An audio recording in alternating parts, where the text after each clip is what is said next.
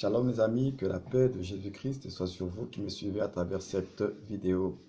Je souhaiterais partager avec vous sur la marche par la foi ou bien vivre par la foi. Souvent, nous avons entendu et vous avez entendu de la part des frères, des sœurs, de personnes vous encourageant à marcher par la foi, à vivre dans la foi, par la foi, dans une situation bien précise de votre vie. C'est vrai, la Bible elle-même dit que mon juste vivra par la foi, c'est-à-dire ceux qui sont justifiés en Jésus-Christ, ceux qui sont en Christ, leur vie doit être une vie marquée par la foi, conduite par la foi. Mais, à juste titre, qu'est-ce que la foi? La Bible répond elle-même à cette question. Dans Romains chapitre 10, verset 17, l'apôtre Paul dit ceci, que la foi vient de ce qu'on entend et ce qu'on entend vient de la parole de Christ. Donc, en d'autres termes, la parole de Christ, c'est elle qui suscite la foi. Donc, la foi vient de la parole de Christ. En d'autres termes aussi, s'il n'y a pas la parole de Christ, il n'y a pas de foi. La foi véritable, la foi en Christ, la foi de Dieu vient de la parole de Christ.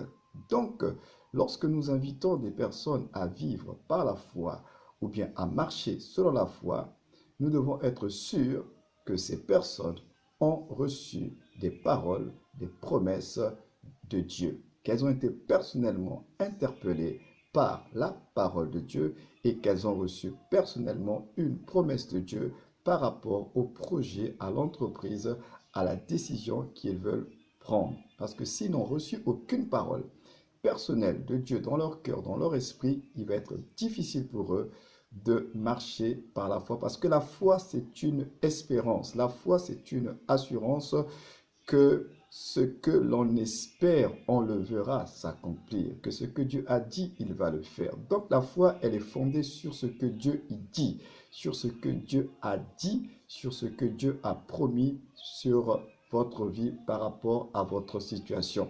S'il n'y a aucune parole de Dieu, il n'y a donc aucun fondement pour votre foi et donc du coup, vous allez faire naufrage, vous allez mourir, vous allez périr dans la situation dans laquelle vous êtes. C'est pourquoi il est important d'être sûr que l'on a reçu une parole de Dieu par rapport à la situation dans laquelle on se trouve pour pouvoir s'appuyer sur cette parole et espérer que ce que Dieu a dit, il va le faire. Oui, mes amis, le juste vivra par la foi.